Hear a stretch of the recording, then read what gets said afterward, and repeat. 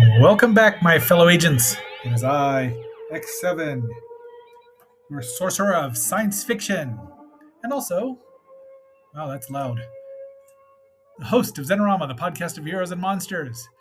We are in the process of adding more to YouTube or re-reviewing some of my episodes that were only on Spotify, and this is one of them. We'll be talking about Beulah conquering the world. Well, it conquered the world. A very fun and short movie from Roger Corman way back from 1956. In fact, it's just 10 years older than my sainted brother. Anyway, but before we get too much further into it, please like, share, subscribe, leave me a comment. Let me know what you think about Beulah. Let me know what you think about Paul Blaisdell. Let me know what you think about the music playing in the background here. If you know what movie it's from, let me know that. But just tell me, leave me a comment. And if you could, watch a little longer than usual. I say this every time. I don't know that this review of this movie will run too long because it's a very short movie, but that didn't work really well for the last one. So if you're ready, we'll blast off and let's roll.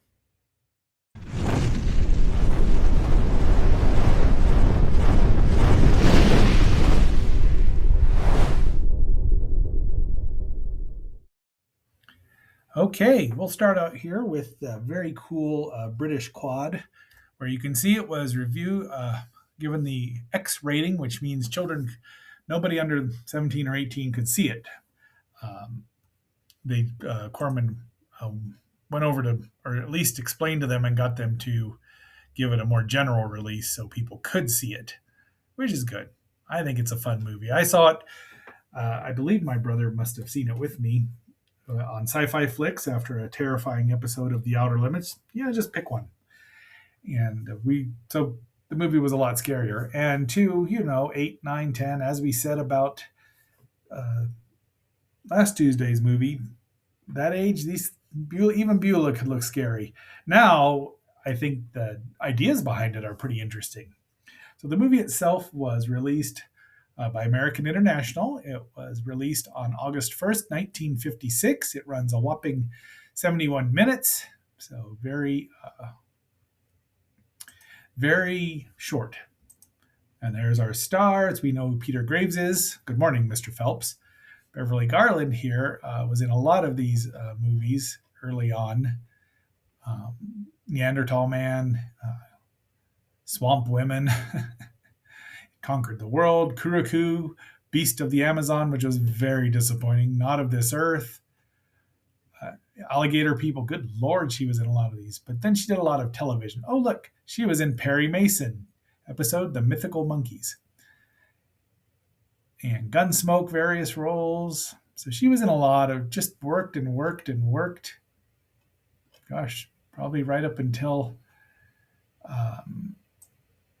let's see, when did she pass away? Aged 82, 2008. So good for her. And of course, Lee Van Cleef, we know him from The Good, the Bad, and the Ugly. And for a few dollars more, it conquered the world. So these are analog lines here. Produced and directed by Roger Corman. And there's our hero, Peter Graves, Mr. Phelps there, but he's playing Dr. Paul Nelson. And that's his staff. And he's sending up rockets for some reason, and they keep blowing up. And there's Lee Van Cleef with hair. Still looking menacing, though. Gee, many Christmas. He's such a good actor. He's Dr. Tom Anderson. He's telling him, don't do it. There's other eyes out there that are watching you. I'm not from Mars. Stay tuned for Sunday. Spoiler alert. And there we go. He's talking to the bigwigs who were just dismiss him. Get stock footage of the latest rocket. And Paul and Tom are buddies, and their wives are There's Beverly as Claire Anderson. And he's listening to Destination Venus.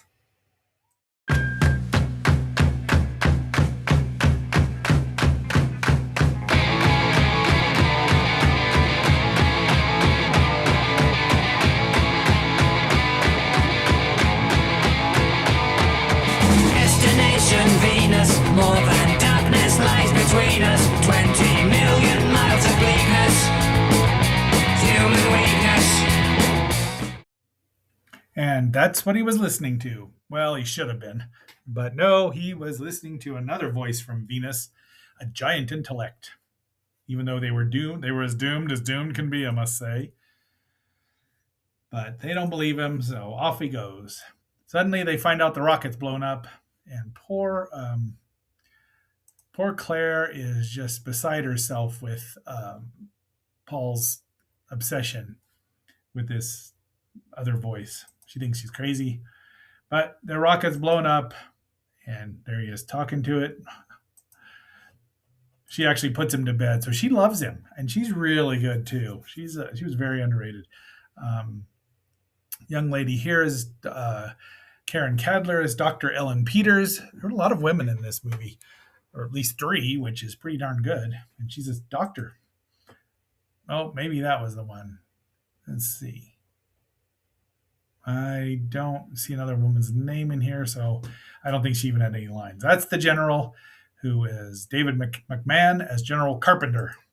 I forget every time I see this movie, and this did not come from the Internet Archive, but there is not a very good quality picture of this because of rights issues, which is sad, I must say. But I forget that there's a spaceship in here. It lands. He's all excited that the creature is there. They name it a he, so figure that. You can kind of see Beulah there. Now, Paul Blaisdell, AIP's monster maker extraordinaire, and just all around whiz at effects, created Beulah and called her. That's what he called it, Beulah.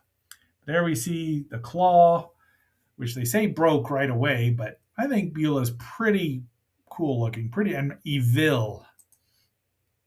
The time stops. Everything stops. Cars, watches.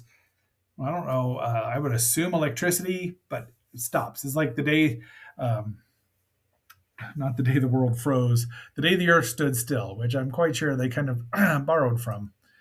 Car stops, so they have to get out and walk home. And he smarts off about something which he's going to regret.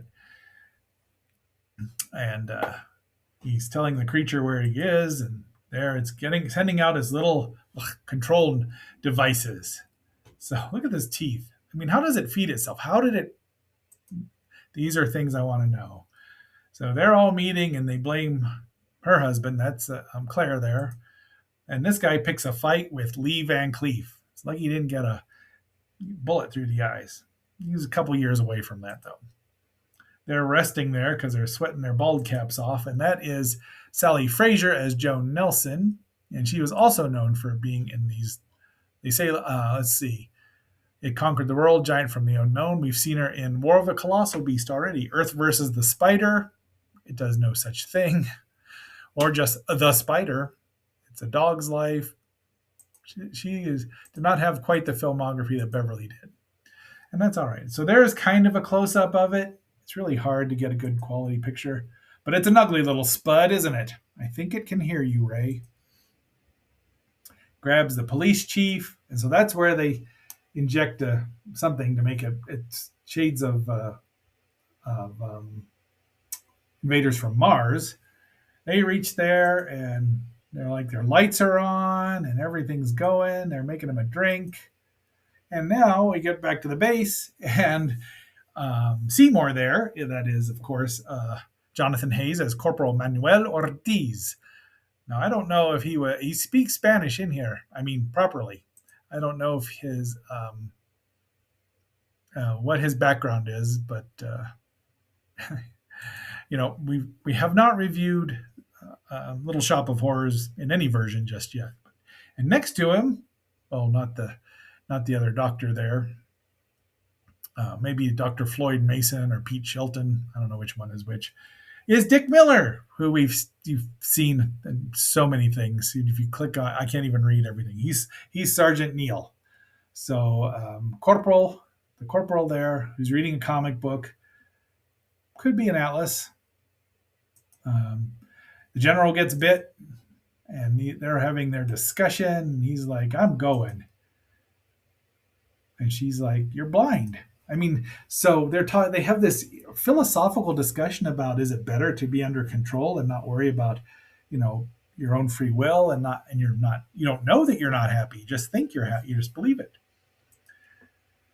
So the general tells them to take their troops out into the middle of the woods so that they won't be around in case Beulah shows up. And he tells them, no, oh, yeah, well, but there's their old fashioned Cadillac, Cadillac. The phone still works though, so he knows who it is. Off he goes. The sheriff, that's Taggart Casey, as Sheriff N.J. Shallert, kills the newspaper man, and um, Seymour there sees one of the flying control devices. Oh, there he's about to kill the. He says, "I'm not going." Blammo! And Mr. Phelps can't believe it. Paul's like, "What'd you just do?" But there it is, this little stinger right out of. Well, I don't. Yeah, I think that Invaders from Mars predates this. More discussion. They do talk a lot, and she's like, "It's doesn't need you. It's going to try to take over the world." The more you tighten your grip, Tarkin, the more star systems will slip through your fingers. So Paul rides his bike this time, and he rides it a lot. It's not as bad as the climbing in Lost Continent, but he rides it. And installation is closed. The general shows up, and his Jeep's running. He gives him some lie about it's a new model. Paul knocks him out. The control bat shows up, dive bombs him. No riders. So sorry, can't fight Shocker in that Jeep. He drives it over there, and they confront each other. He tells him he's a traitor. Off he goes. And then she says the same thing. You're a traitor. The Jeep stops, so he has to get his bike back out. And now we pause for station identification. You are watching Xenorama, the podcast of heroes and monsters on KXNO, part of the Xenorama Broadcasting Network. We now return you to our regularly scheduled program. Paul gets home, calls for his wife, Joan, and wonders why, and he lights up a smoke. So apparently the lighters still work because there's no matches there. He wonders why she says, "I've taken a shower," and he's like, and she gives him a reason, but the light's on. Now, if you've ever seen Zontar, the Thing from Venus with John Agar, which is a remake of this, and it's awful. It's amateur is what it is. I have no desire to ever see it again. The lights are on in there too, and everything's supposed to be turned off. And old Brick DePayne, his father, came in right as he said there's no power. And he said, "Why are the lights on?" Like, well, that just ruined it. Well, it hadn't just. Zontar looks pretty cool, but good old Larry Buchanan. She brings him out a surprise. It's a bat, and then she leaves, and it flies around, and he finally stabs it and kills it with the poker. Tom calls him and says, "Well, I know you've killed the control device. Like, you better come over." He says, "Yeah, but there's one more thing I got to do." And she didn't hear that. Claire doesn't.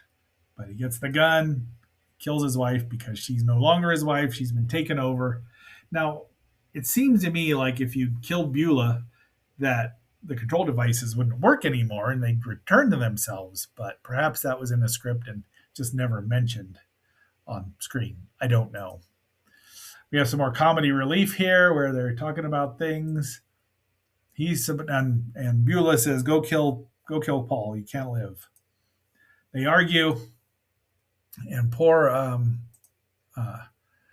Dr. Ellen wakes up, and they're like, "Oh, the power's on." Says, "How'd that happen?" Guess who's been taken over? So apparently these things die once they inject their stinger in there.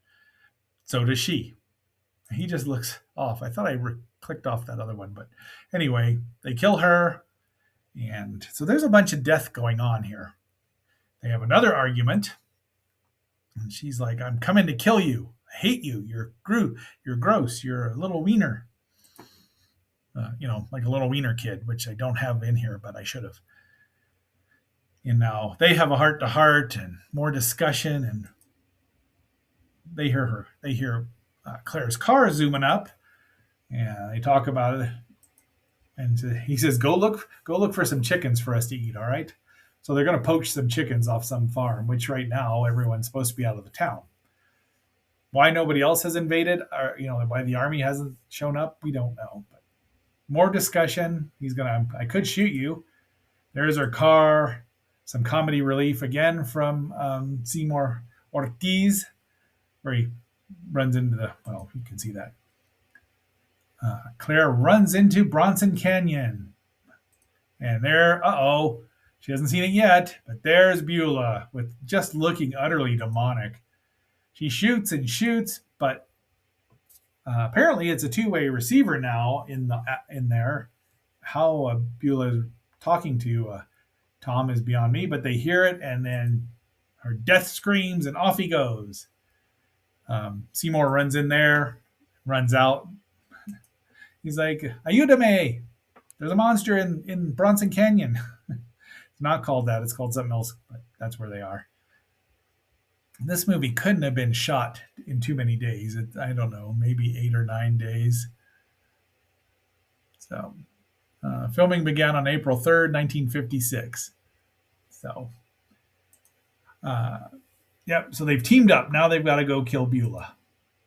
He finds dead people everywhere. He just blasts the general and the two scientists, just blasts them dead. But he doesn't get the general, who drives off. The police chief is there trying to shoot Tom, and they're going to confront Beulah. And Tom's got a blowtorch. General's driving around one-armed. Paul shoots him. No riders, General, get out. So there they find Beulah. Now, Beulah was apparently not too big. There's the legend that Beverly said I could tip it over, but it took 3 men to tip it over at the end. So there is some shooting here because Paul Blaisdell is not a large man.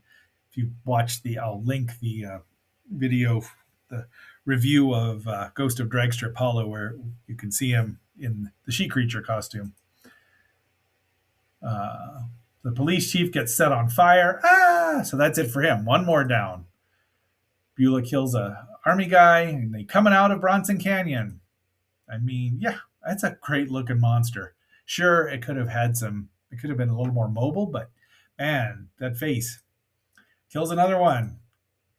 They're just blasting at it. And Tom shows up. He's like, I know, and does the whole charnel house thing. Blinds it.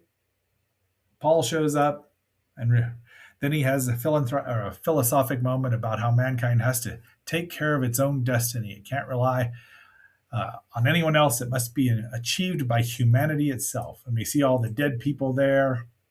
Beulah's dead, and I guess Beulah's a person. And that is the end of the movie. The end. All right. That's our movie for today.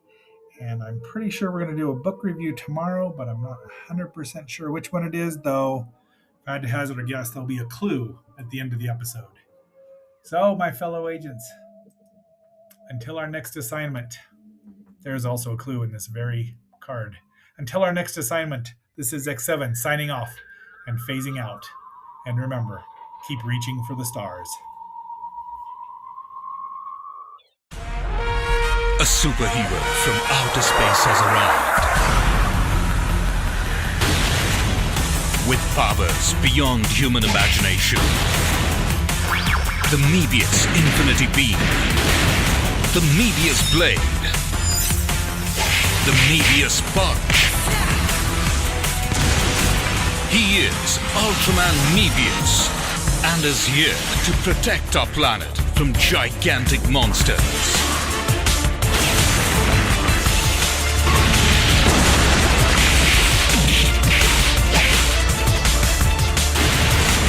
To defeat the deadliest of invaders. Prepare to witness the ultimate showdown.